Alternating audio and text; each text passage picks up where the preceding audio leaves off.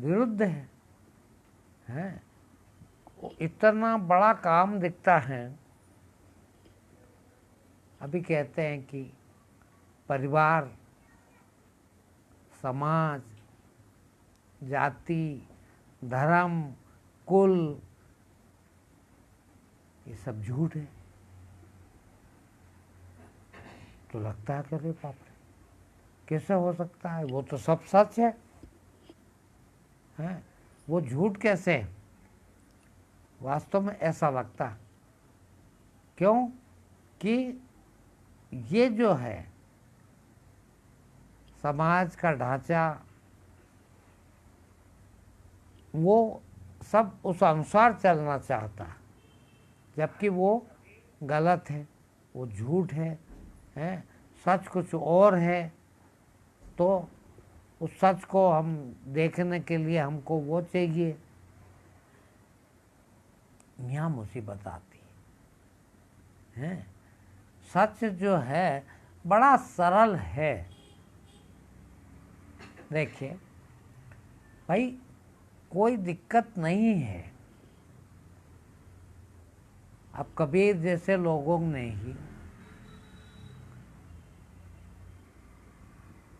साफ कहते हैं, यहाँ कोई भाई नहीं है, कोई बहन नहीं है, कोई बाप नहीं है, कोई बेटा नहीं है, कोई परिवार नहीं, कोई पत्नी नहीं है, कोई घर नहीं है, कोई बाहर नहीं है। इसके बाद भी परिवार में ही रहे। कहाँ परिवार से अलग रहे? लड़का भी, लड़की भी, बीवी भी, सब रहे।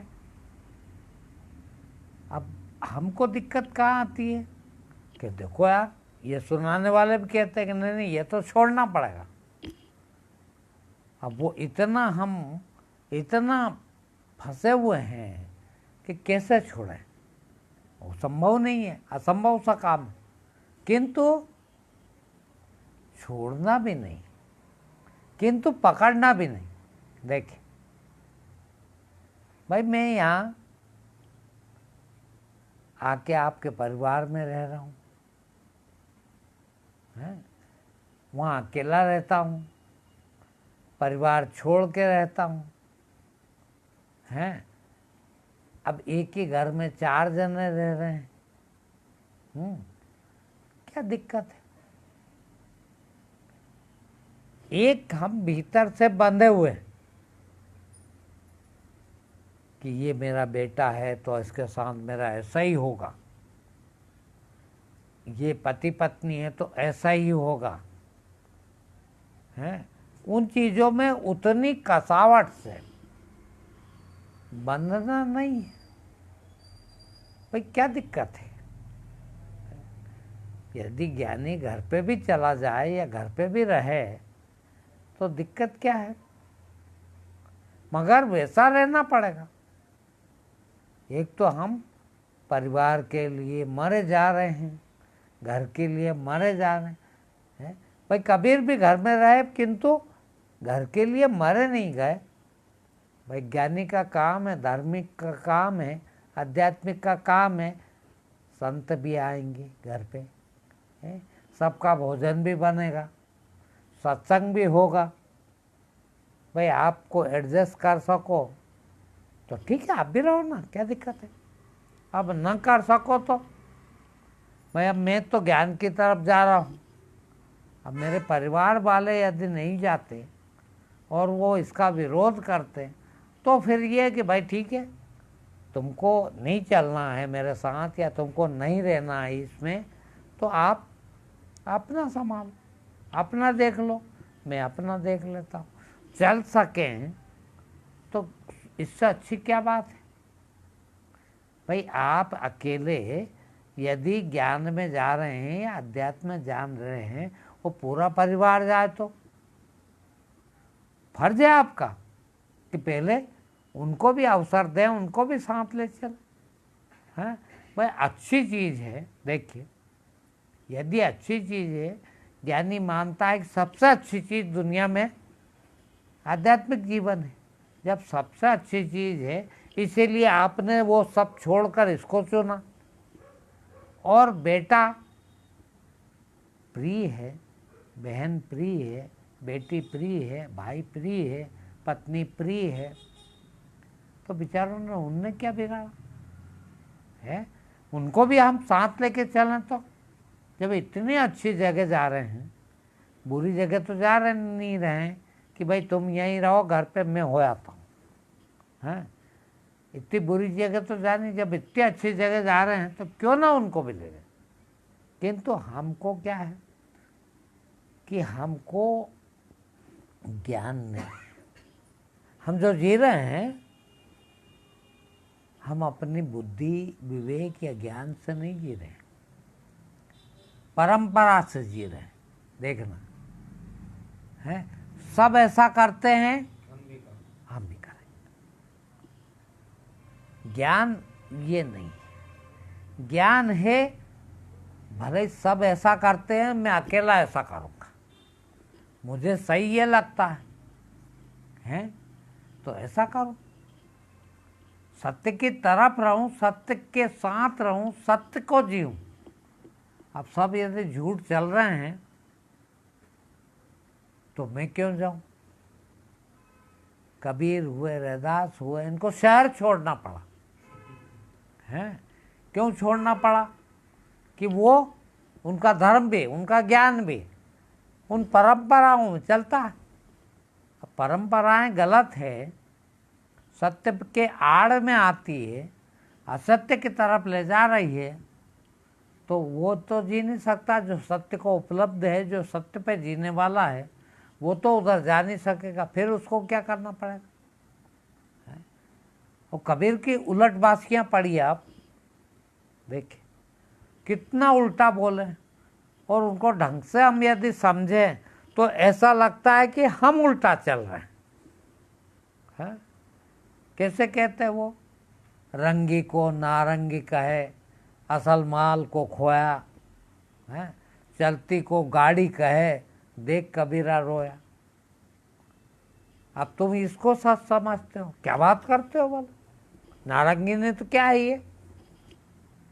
अब उसका कहना है कि हद हो गई है, इसमें नारंगी क्या है? भाई जो नाम रखा आपने नारंगी, यानी कोई रंग नहीं, जबकि कितना चटक रंग है? उसको नारंगी कहना। और जो पाया कहना चाहिए, दूध से खोआ बनता है? दूध का असली रूप, उसका पानी, उसका जो भी वेस्टेज जल गया और जो सार तत्व बचा उसको खोआ कहते हैं? तो खोआ क्यों कहते हैं? भाई ये तो पाया है? पाया को खोया कहते हैं? और जो चल रही है उसको कहते हैं गाड़ी, गाड़ दिया है। ऐसा उल्टा क्यों बोल रहे हो? अब ज्ञानी को तो वैसा ही दिखता है ना, है? हम कितने परेशान हैं भाई। ज्ञान का अर्थ, धर्म का अर्थ देखिए, एकमात्र अर्थ। और आप लोग ध्यान रखिएगा कि आप ऐसे धार्मिक मत कहलाना करो। क्या? यदि आप जिस रास्ते पर चल रहे हैं और वो रास्ता आपको तकलीफ न दे, सुख की प्राप्ति होती हो, तकलीफ खत्म करता, वो धर्म है। जो धर्म तकलीफ दे वो धर्म कैसे हो सकता? भाई आपका धर्म तो आपको आनंद की प्राप्ति करवाता है, जो सुखों से भी कई गुना आगे है आनंद, उसकी प्राप्ति करवाने वाली चीज है। और आप कितना भी, जितना धार्मिक होते जाते हैं, आप कहते हैं हम तो भगवान की इतनी पूजा करते हैं, इतना काम करते हैं, इतना दान धर्म करते हैं, हम इतने दुखी हैं। तो समझ जाना चाहिए कि मैं धर्म के रास्ते पर बिल्कुल नहीं हूँ, है? बदल दो भाई। यदि धर्म के रास्ते पर हूँ तो वो आनंद नहीं मिले आज, कम से कम थोड़ा सा सुख तो मिले, है? अब वो भी नहीं मिल रहा है, और ज़्यादा तकलीफ में फंसता जा रहा हूँ, वो ऐसा कैसा धर्म? तो उसको हमें भाई वो धर्म नहीं है, वो हमको कहीं न कहीं किसी ने बहका के गलत रास्ते लगा दिया। हाँ, अभी हम ऊपर ही बात कर रहे थे, ये धार्मिक लोग ये प्रवचन करने वाले,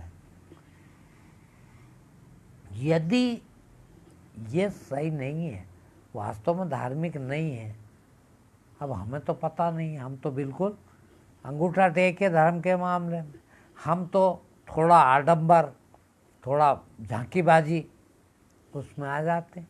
भला महाराज देखो तो कितने लोग, गांव के बड़े बड़े लोग जिसको चाहते हैं, हम भी सुनने चले, वो करते क्या है, धर्म बताते हैं संसार बढ़ाने को। देखिए, संसार तो दुख का कारण है, और संसार बढ़ेगा तो सुख बढ़ेगा क्या? नहीं बढ़ेगा। है कई बड़े बड़े आपके गुरु, फला माता जी ने, फला पिताजी ने, है सिवाय उनके धर्म में उनको सुना मैंने, कुंडलनी जागृत हो जाएगी तो इतना धन आ जाएगा, इतना सुख आ जाएगा, इतना फलाना आ जाएगा। मुझे बताइए आप, कोई धन वाला सुखी हुआ आज तक? यदि ऐसा हो तो दुनिया का सबसे सुखी आदमी अंबानी को होना चाहिए, होना चाहिए कि है? आपके गांव में, आपके शहर में भी ऐसे लोग होंगे जो शहर का सबसे ज़्यादा धनवान व्यक्ति सुखी है क्या? है पुत्र मिलेंगे, पुत्र प्राप्ति होगी, धन प्राप्ति होगी, इज्जत प्राप्ति होगी, फला प्राप्ति होगी, पहले हम ये सिखाते हैं। देखिए, फिर हम डराते हैं कि देखो भगवान ने इतना दिया है, यदि दान धर्म नहीं करोगे तो कोड़ी हो जाओ, तेल के वो कड़ाव में तले जाओगे, हैं फला चीज़ करना जरूरी। अब फिर तुम लाख रुपया चोरी करके लाए और 10 रुपये दान में महाराज को दे दिए, महाराज भी खुश, तुम भी खुश, हैं जान करके ऐसी ऐसी वही कथा ही वैसी बनाई है जिसको हम धर्म कहते हैं। अरे भाई, वो आपको आनंद प्राप्त हो धर्म में तो कि लेश मात्र किसी भी प्रकार का, कोई एक शब्द आया पतंजलि योग में, महर्षि पतंजलि ने कहा है कि क्लेश, 5 प्रकार के क्लेश बताए। देखिए, क्लेश न हो,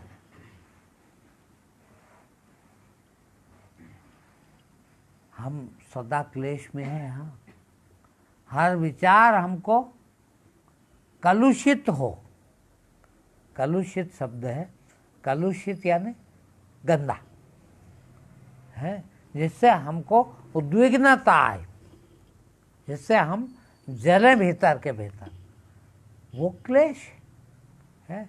और ऐसा हम सदा क्लेश में होते हैं। और धर्म वो चीज़ है कि आपको क्लेश से सर्वथा मुक्त कर दे।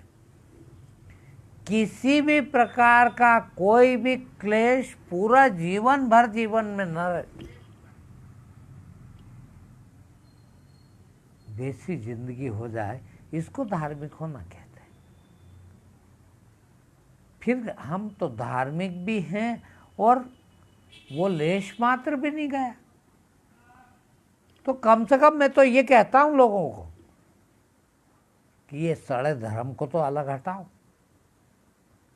भाई कितना आपको उसके लिए कितना चोरी करना पड़ती, कितनी बेईमानी करना पड़ती है हम लोगों के लिए, हम जैसे लोगों जो दुकान लेकर बैठे हैं, सब दुकान चला रहे हैं, उनके लिए गांव में आए तो हम 10-20 हज़ार रुपये लेके जाए, हैं और 8-4 दिन आपके बिल्कुल ख़राब भी कर दें। यहाँ तो शादी में भी हुए हैं, इधर भी अटेंड कर लें, वहाँ तो 24 घंटे गुरु जी की, क्योंकि गुरुजी का वो ताम झाम इतना कि हम इतने उसका हमारे गुरु आए ना यार, मैं तो नहीं आ पाऊंगा शादी में, क्योंकि हम प्रभावित काय से होते हैं, हम संसारी हैं, हम तो संसार से प्रभावित होते हैं और वो भी संसार दिखाते हैं।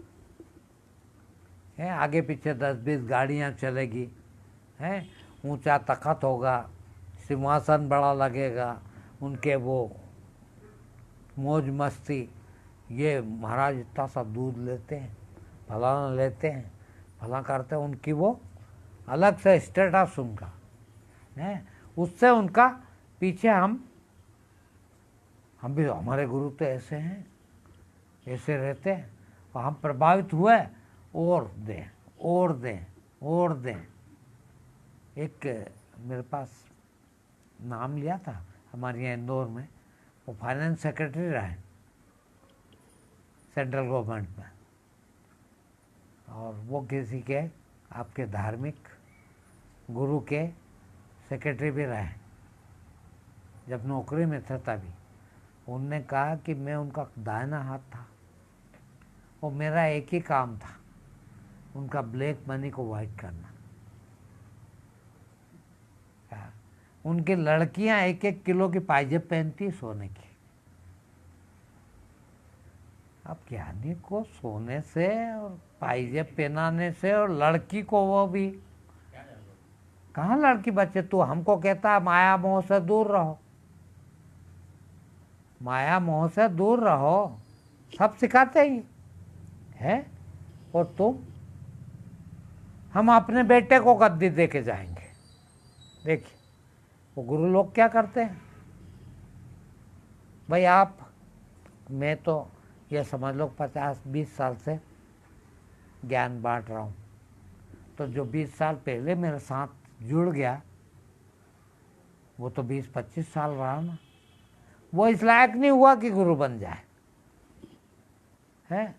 और मेरा बेटा अमेरिका में पढ़ रहा, गुलछर्रे उड़ा रहा, और मरते टाइम उसको लाएंगे और उसको गद्दी बिठाएंगे, वो गुरु रहेगा बाप सबका। हद हो गई है। हम 40 साल से ध्यान कर रहे हैं, आपने बताया वही सुमरण कर रहे हैं, और हमको कुछ नहीं होता, हम गांव के भी आचार्य नहीं होते। और तुम्हारा बेटा अमेरिका से आए और गुरु गादी संभालेगा, वो अरबों की संपत्ति का मालिक हो गया, इतनी बड़ी इज्जत का मालिक हो गया, और बेटा कहाँ बचा भाई। आप प्रवचन करते हो रोज कि काम क्रोध मद लोभ से दूर रहना है, और ये मोह नहीं तुमको, पुत्र मोह, कि तुम्हारा बेटा ही गद्दी संभालेगा, है।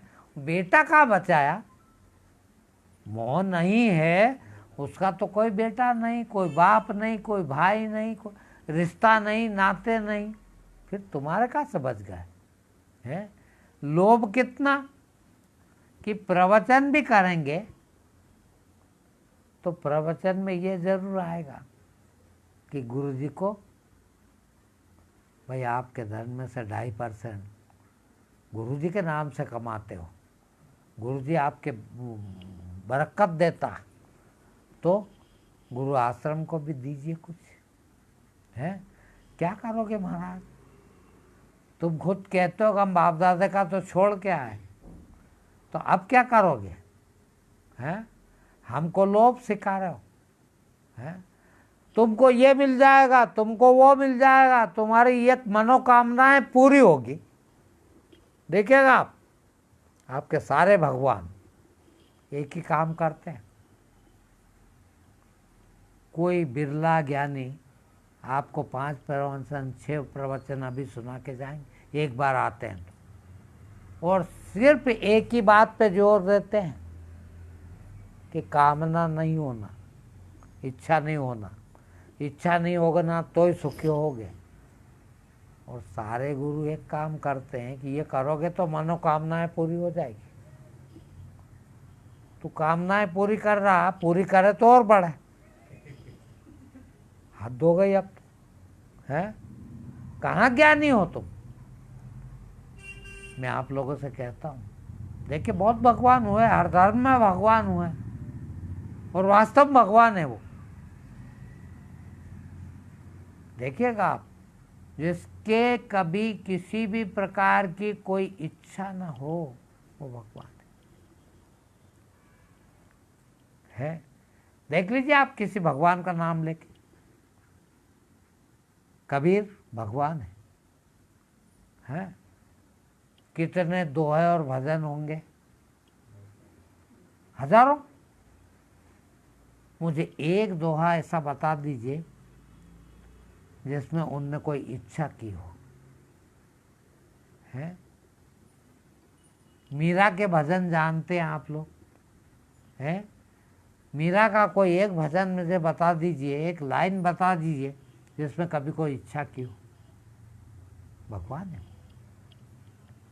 और तुम्हारे साधु संत उन्हीं भगवान से, आओ कृष्ण भगवान के दर्शन कर लो, मंदिर आओ, तुम्हारी मनोकामना पूरी हो जाए। जिसको खुद को कभी इच्छा नहीं रही वो भगवान हो गया और तुम्हारी मनोकामना पूरी करेगा। हद हो गई है। और कई आपके पंडित ज्ञानी कथाएं सुनाते हैं,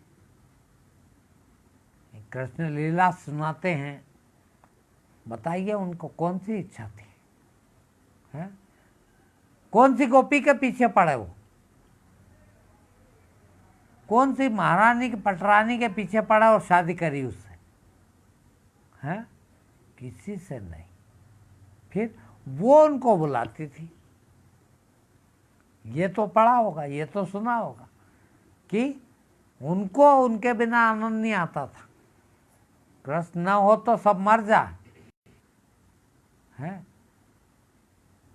किंतु कृष्ण ने कभी नहीं करा, है? कंस मारा, इतने सारे राक्षस मारे, कभी कोई इच्छा की है? भाई कंस ने बुलवा भेजा है कि भाई यहाँ पर हम कुश्ती करवाएंगे तो आप भी आ जाओ। चले गए, कुश्ती लड़ने का कहा, लड़ लिए, हैं? जब उनके सब पहलवान हार गए तो कंस खुद ही उतर गए।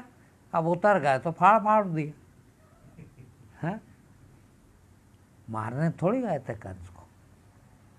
आज तक कोई इच्छा एक भी हो तो ये कथा क्यों नहीं सुनाते आपके ये लोग, हैं?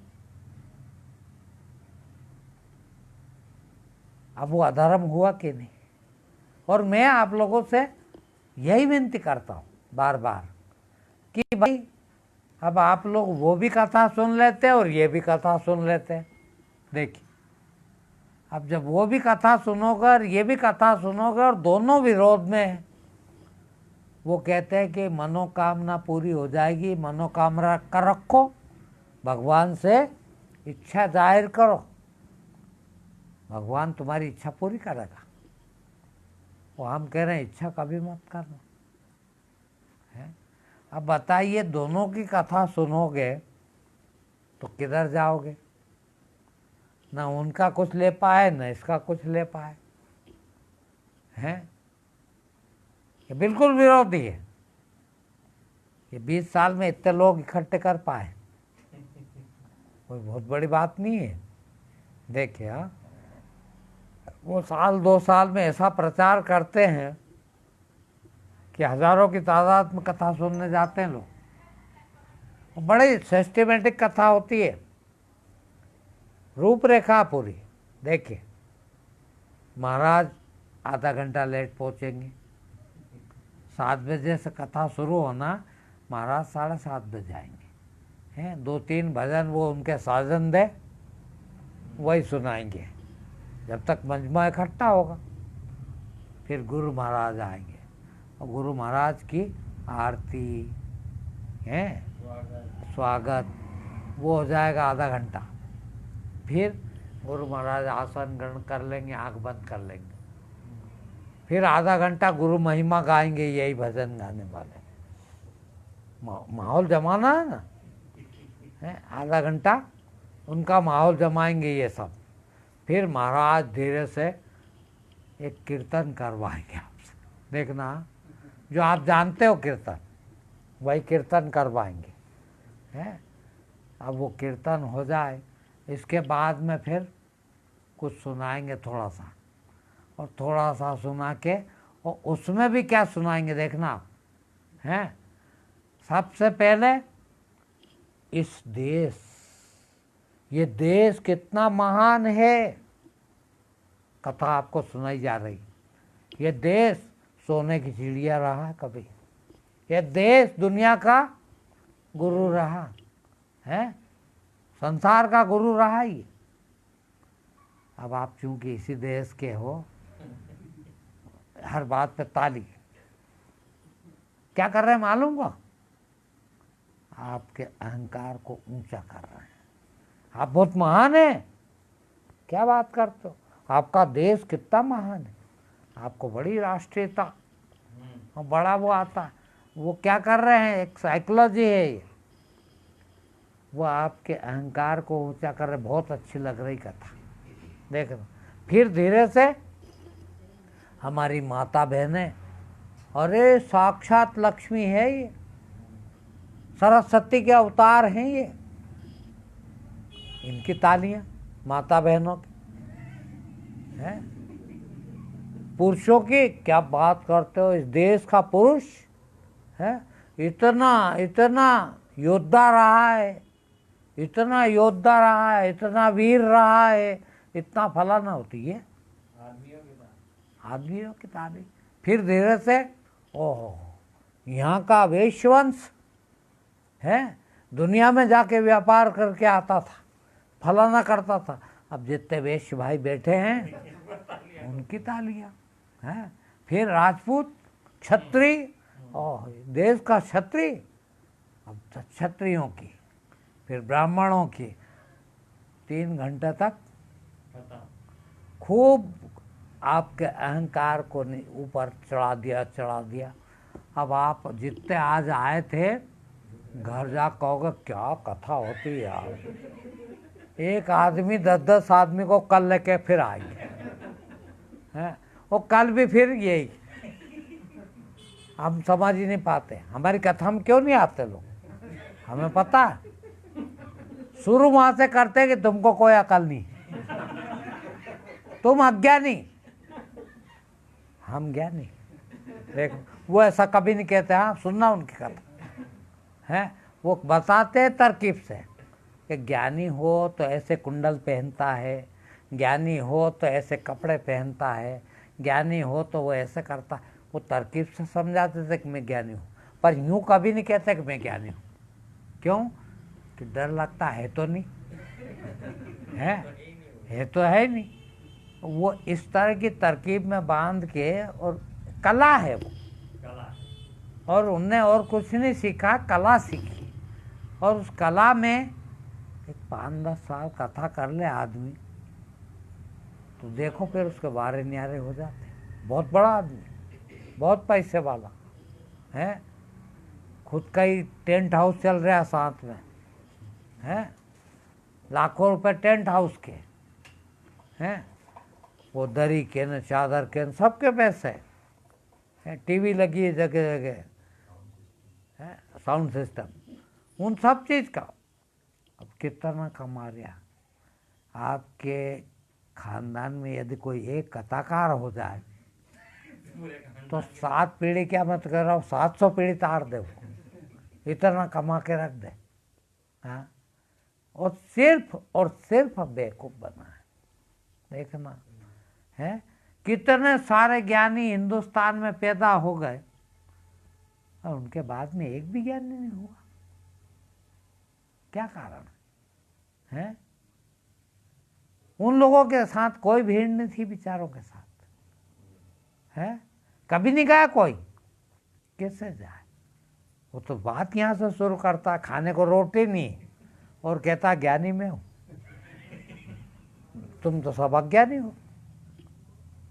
भाई अज्ञानी हो तो अज्ञानी कहता है, झूठ बोल नहीं सकता भाई। तो मैं देखिए, ज्ञानी और अज्ञानी का फर्क बता रहा हूं।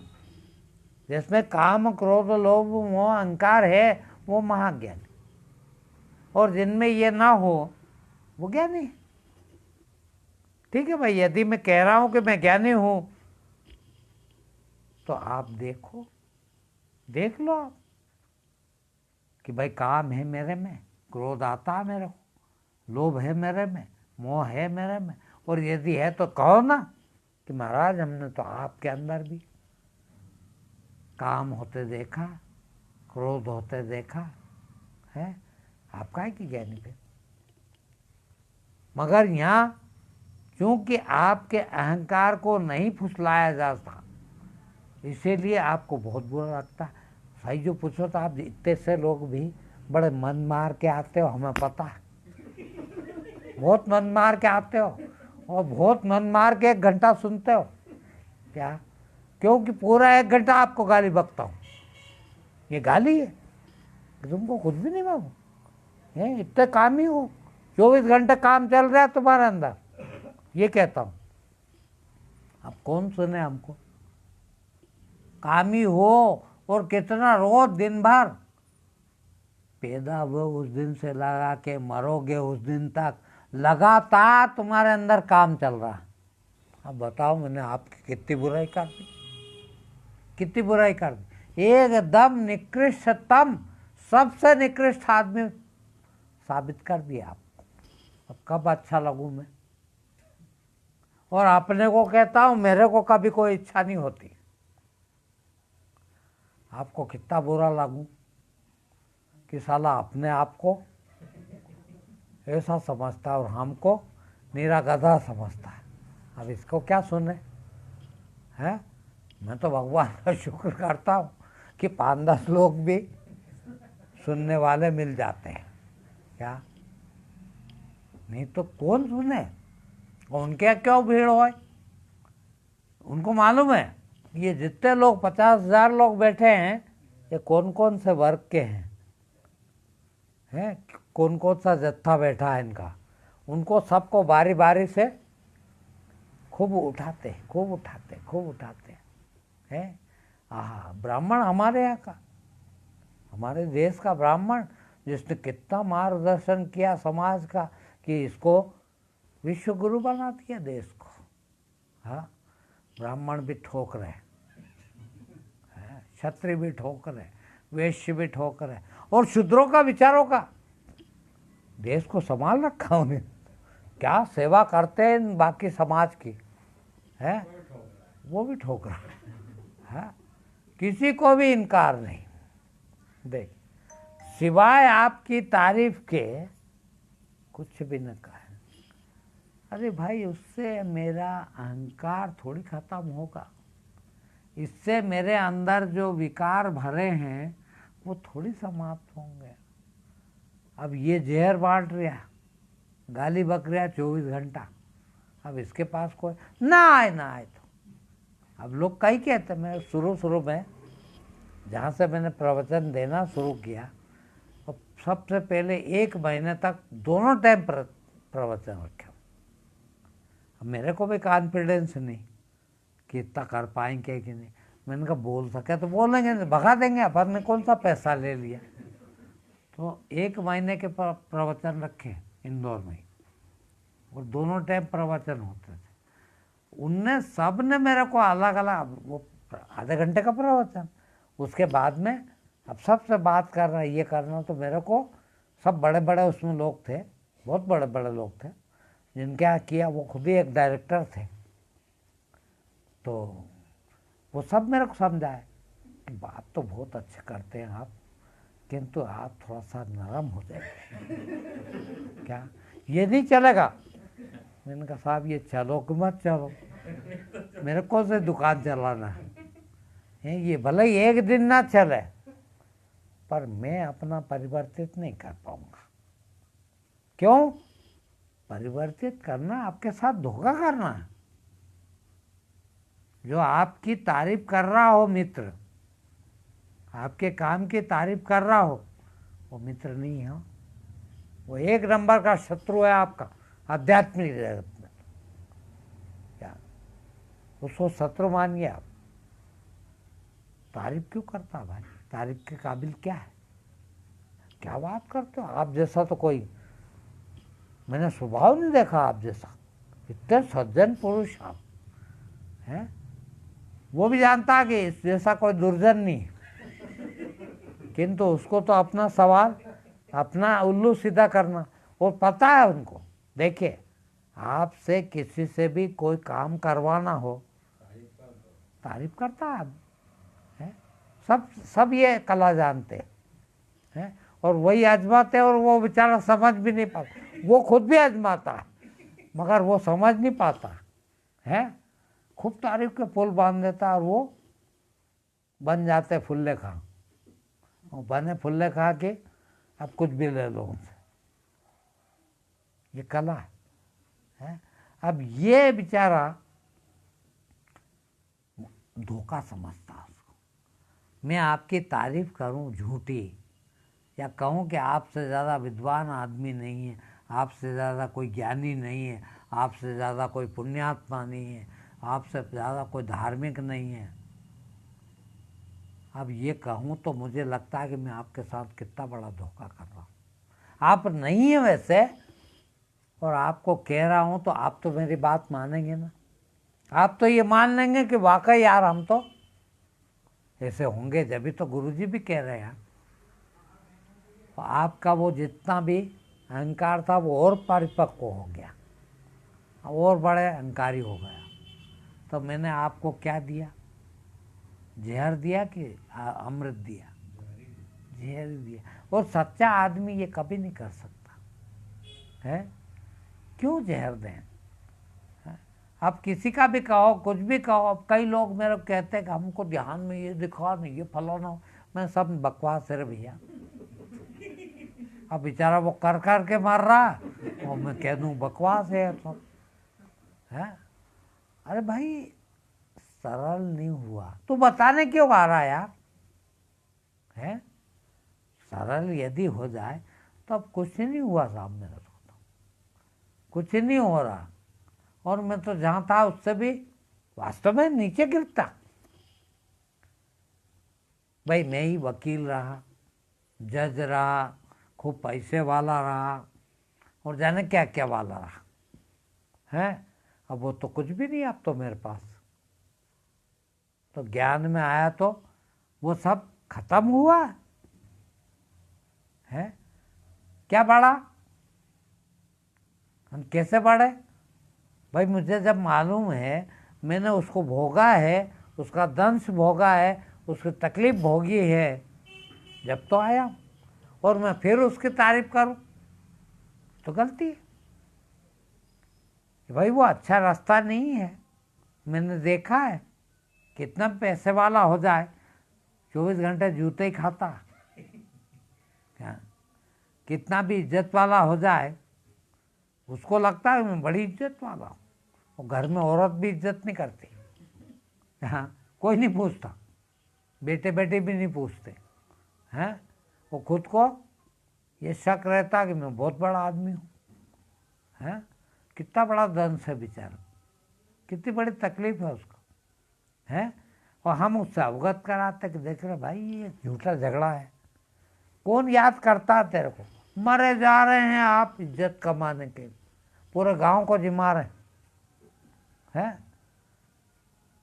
मरने के बाद मेरा नाम चलेगा, कौन पूछ रहा है? पता आपको आपके बड़वा में नगर भोज किसने दिया था, कब दिया था? कौन याद करता है? अभी कोई देगा तो साल 6 महीना कर लेंगे याद कि फला सेठ ने दिया था, फिर उसको भूल जाएंगे है। कौन किसको याद कर? और उसको भी आधे तो गाली बकेंगे कि चोरी करता था साला, लोगों को चुरा चुरा के और नगर बहुत दे दिया, क्या कर दिया इसने है। तो तुम उसको बहुत बड़ा समझते हैं।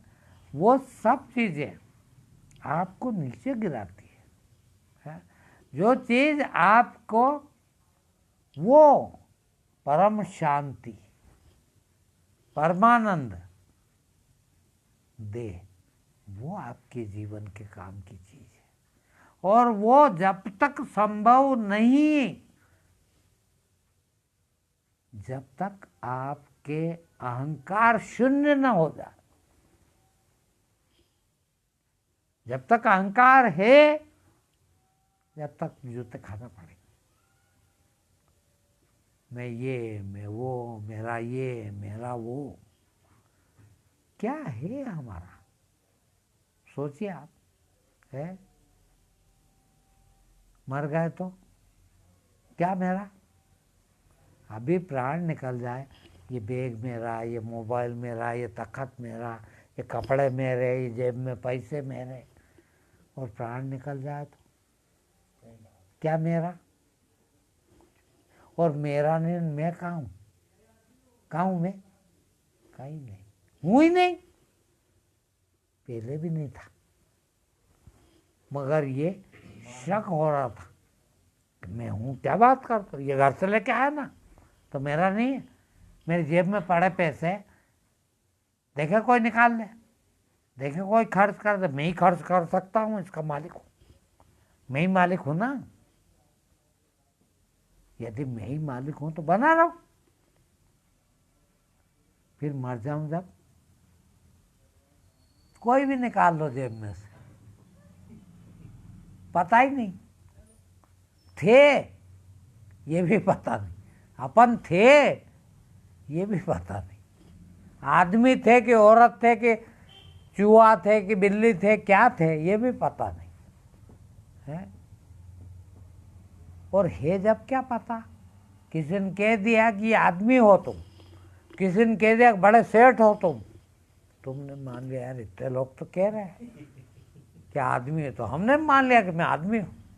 हमने मान लिया हाँ यार सेठ हूँ, है फला डॉक्टर साहब, फला वकील साहब, फला फला साहब।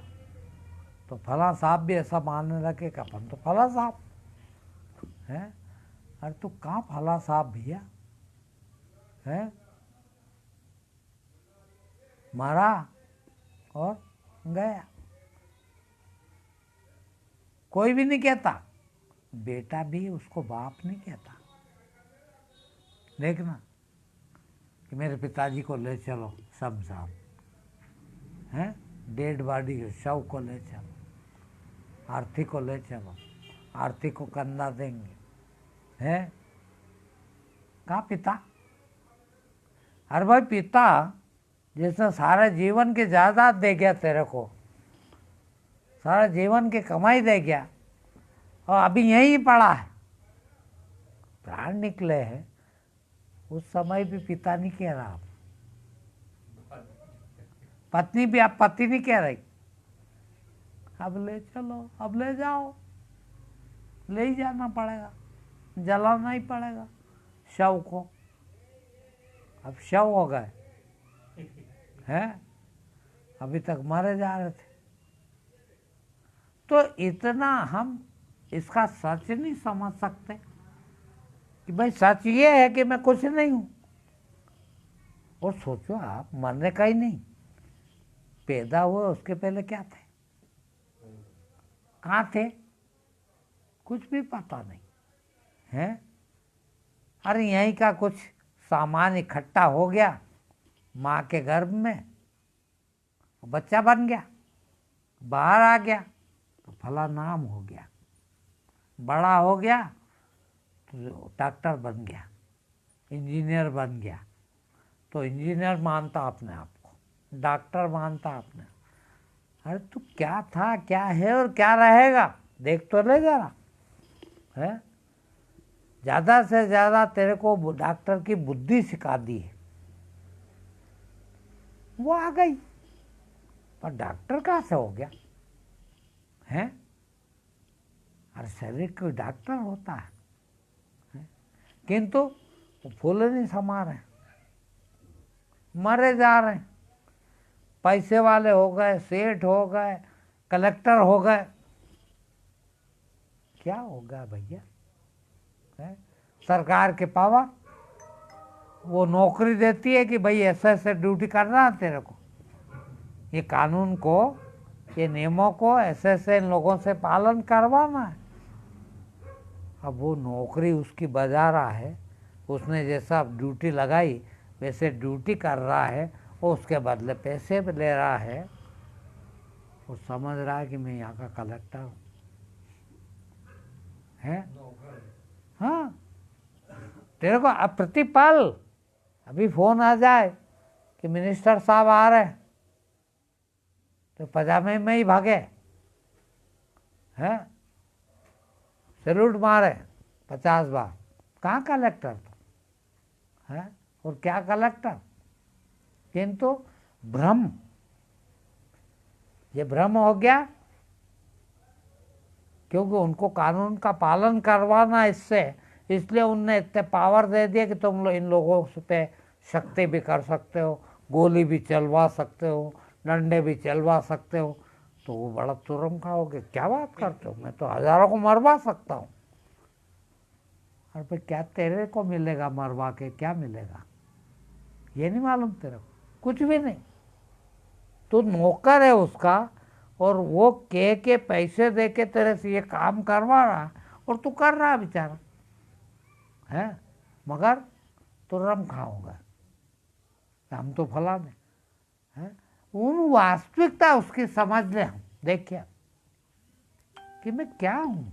ये इतने लोग पैर पड़ते हैं और को फूल के कुप्पा हो जाए कि बड़े बड़े सेठ, ये बड़े बड़े पढ़े लिखे लोग पैर पड़ते हैं। मेरे से ज़्यादा उम्र वाले पैर पड़ते हैं, यानी मेरे में बहुत ज्ञान है यार, है? इतना ऐसा आदमी पैर पड़ते हैं, यानी बहुत ज्ञानी हूँ मैं। और फूल के कुप्पा हो जाए, अरे क्या ज्ञानी हूँ, है? वही आदमी हूँ नीच, जो कल तक कईयों के जूते भी खाए होंगे, गाली भी खाई होगी, बुरा भी कहा होगा, भला भी कहा होगा, है? वही आदमी हूँ, कुछ भी फर्क नहीं भाई।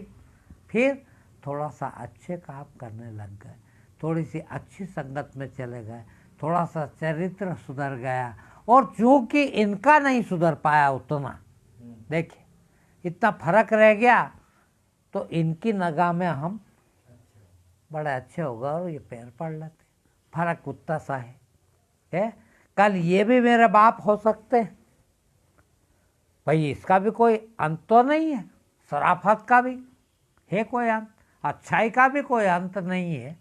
कोई मैं आखिरी नंबर का अच्छा आदमी बन गया हूँ ऐसा तो है नहीं, मेरे से भी अच्छा बना जा सकता है कि नहीं? और इनमें से ही कोई मेरे से भी अच्छा बन गया तो मेरे को भी पैर पड़ना पड़ेगा, तो क्या फर्क पड़ गया? तो काय को फूला नहीं समा रहा हूँ, है? इनने ऊपर बिठा दिया इनकी सहूलियत के लिए कि यार थोड़ा सा ये अच्छा बोलते हैं, ऊपर बैठ के बोलेंगे तो अपने को अच्छा सुनाई देगा, देखना उसी पर फूल के कुप्पा हो गए, हैं? कि यार देखो घर इनका, गद्दे 4-4 इनने लगाए हैं, अच्छे से अच्छा धुला हुआ नया ला के चद्दर इनने बिछाया, वो बिठा मेरे को रहे, यानी मेरे में कितनी बड़ी काबिलियत है? अरे भाई इसको ये भी तो समझ सकते कि यार ये उसकी कृपा है? ये उसकी कृपा है। क्या था मेरे में, क्या है मेरे में? और मेरा देखिए ज्ञान, जो ज्ञान जिसको समझ रहे हैं, जिसको मैं आपको बांट रहा हूँ, क्या ये मेरा है? इसमें मेरा क्या है? मेरे पहले भी हजारों लोग इसको बांट चुके, और उनसे ही मेरे पास आ गया, मैंने थोड़ा सा सीख लिया। आप भी सीख सकते हो, वही सिखाने की कोशिश कर रहा हूँ, तो मैं अलग से क्या हो गया है? और यदि मैं अलग से मान रहा हूँ अपने को, तो जूते खाना पड़ेंगे इस बात के। वो पीछे पीछे ही आते हैं, जहाँ अहंकार आया कि जूते पड़े हैं, और क्या स्पेशल हुआ बताइए? है क्या चीज़ स्पेशल हो गई? वही भोजन आप करते हैं, वही भोजन हम करते हैं, वही कपड़े आप पहनते हैं, वही कपड़े हम पहनते हैं, वही बात वही हिंदी में आप बोलते हैं, वही हिंदी में हम बोलते हैं। थोड़ा सा ये है कि जो हम बोलते हैं वो आपके पास थोड़ा इधर का है, हमारे पास थोड़ा सा उधर का है, और वो भी हमारे पास किसी की नकल कर ली हमने, सही तो यही है। कोई ज्ञानी ने पहले कहा, कबीर ने कहा, रामायण में लिखा है, गीता में लिखा है, उसका बता के और हम आपको बोल दे, तो हमें अंतर क्या है भाई? आप सब ये बच्ची भी किसी मामले में मेरे से आगे नहीं है क्या? है जो आप कर सकते वो मैं नहीं कर सकता है, तो मैं क्या चीज़ हूँ फिर भाई? आप भी किसी न किसी मामले में तो मेरे से आगे हो। मैं इस मामले में थोड़ा सा आगे हो गया, 4 शब्द ज़्यादा सीख गया, तो इसको मैं अपने आप को तुर्रम का समझने लग जाऊं। क्या खासियत है बताइए? है वही चमड़ी मेरे में, वही खून मेरे में, वही हड्डी मेरे में, वही गंदगी मेरे में, वही सब है। तो क्या किस बात का गरूर करूं भाई? है मगर हमको थोड़ा सा कोई चढ़ा दे तो हम वहाँ ऊपर चढ़ जाते हैं, और ऊपर चढ़े कि गिरना निश्चित है, और फिर गिरते हैं, हाथ पैर टूटते हैं, फिर कहते हो बाप रे मेरा पाँव टूट गया। अब वो टूटना ही था भैया, तो ऊपर का चढ़ा है। हर जिसने चढ़ाया उसको मालूम, वो चढ़ा दो गिरेगा साला है। हमको तो पता होना चाहिए कि हम क्यों चढ़े, क्या खासियत है बोलो है। अब इस खासियत को आप समझते रहे भाई, आपको लगता है समझते रहे, पर मैं तो जानता हूँ कि मैं वही आदमी हूँ जो 20 साल पहले था। क्या बदल गया? अब ये है कि पहले वो चीज़ समझ में आ गई थी, वो जानता था, अब ये थोड़ा सा 4 शब्द सीख गया हूँ है, वही बोले जा रहा हूँ है। अब बोले जा रहा हूँ क्योंकि आप उसको नहीं समझते हैं इतना, इसीलिए आप मेरे को पैर पड़ लेते हैं, गुरुजी आए। तो मेरे को तो समझ है कि नहीं है, और समझना चाहिए कि नहीं, और मैं इसको समझ लूँ यही सत्य है। मैं अपनी पोजीशन को, वास्तविकता को समझ के रहूं, ये ज्ञान है कि भाई वो कहा ना कबीर ने कि पानी केरा बुदबुदा आसमानस की जात। तुम कलेक्टर हो जाओ, कमिश्नर हो जाओ, मिनिस्टर हो जाओ, प्राइम मिनिस्टर हो जाओ, किंतु हो क्या? पानी केरा बुदबुदा आसमानस की जात है। भोर ही छुप जाएगा जो तारा प्रभात है। जैसे प्रभात का तारा थोड़ा सा प्रकाश हो और छिप जाता है, वैसे ही हम छिप जाए, चाहे वो ज्ञानी हो चाहे अज्ञानी हो, क्या फर्क पड़ता? तो इसका गरूर क्यों रख, और न रखो तो सत्य को उपलब्ध हो, वही सत्य है। जब नहीं हूँ कुछ भी, देखिए 2 पैसे का नाम है, 2 पैसे का खानदान, 2 पैसे की इज्जत, 2 पैसे का पैसा, 2 पैसे का धन दौलत है। अब उस पर मैं गरूर करूं जो है ही नहीं, तो ये मेरी कितनी बड़ी अज्ञानता है। और गरूर करना बंद कर दूं, यही ज्ञान है, इतना ही ज्ञान है। अब कितना सरल है ज्ञान, तो हम उसको लेके बैठे हैं, मरे जा रहे हैं। ठीक, और आज इतना ही।